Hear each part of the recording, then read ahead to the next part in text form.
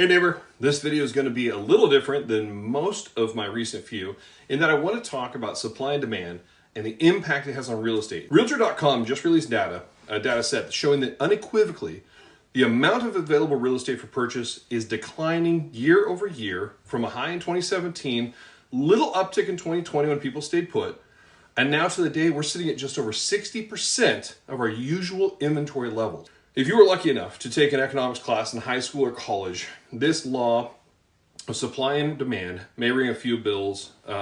If not, buckle up and do a little research, because Adam Smith was an economist and philosopher from Scotland who died in 1790, and his words still ring true. So Smith's theory of supply and demand is one of the most influential economic concepts in history. It states that the price of goods and services are dependent on their supply and the demand for that supply. When demand for a particular good or service increases, its price will also go up. And when the supply decreases, its price will also rise. So this is particularly irrelevant to the real estate market, where supply has fallen year over year since 2020. It's no surprise that there is demand for real estate and it has increased. Prices of property have risen. Yet we must understand why this is happening in order to make informed decisions as we enter into the latter half of this decade.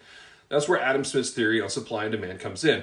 Essentially, when the demand for good or services increases, the cost of that item will increase as well. This increase in price is due to decreased supply of the item.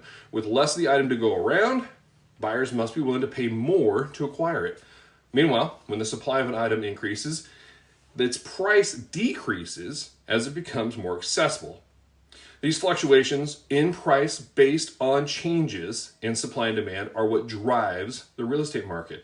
In the case of real estate, with supply continuing to decrease since 2020 and demand consistently rising, the cost of property has gone up significantly.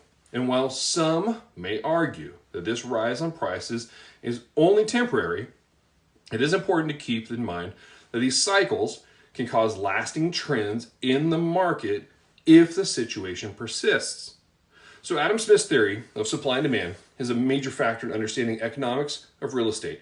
Its impact on the market shows no signs of stopping anytime soon and is likely to continue to influence the price of property for at least the near future, say 5 to 10 years.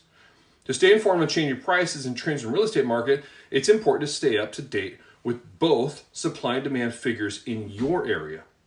So what is holding back demand in the real estate market today? Well, it's interest rates. That's also what is controlling a lot of affordability for hopeful home buyers. Here's the thing. If you can get into a home now, even with a higher interest rate, do it. The time to create more housing inventory is very long. It takes a lot of effort and infrastructure.